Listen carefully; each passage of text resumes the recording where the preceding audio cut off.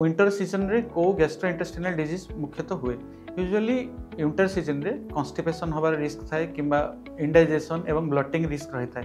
तो winter season रे कहीं हुए विंटर सीजन रे आमे यूजुअली पानी कम पिउ आमर फिजिकल एक्टिविटी कमी जाई थाए आ ता छड़ा आमर जो मेटाबॉलिक प्रोसेस जो डाइजेशन प्रोसेस भी बॉडी रे सेटा स्लो हो जाई थाए।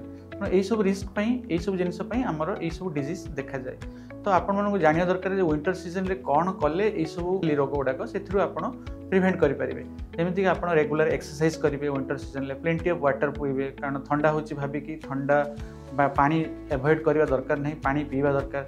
ता छड़ा खाद्य प्रचुर मात्रा रे फाइबर्स डाइट खाइबे खाइले आपनकर कॉन्स्टिपेशन बा इंडाइजेशन एगुडा सब कमी जीवो किंबा जो माने सेडेंटरी रहउचंती बा एक्सरसाइज कम करूचंती से माने कोन करंती फैटी फूड को बेसी फैटी बा हाई कैलोरी डाइट खाइचंती तो से माने एवॉइड करया दरकार।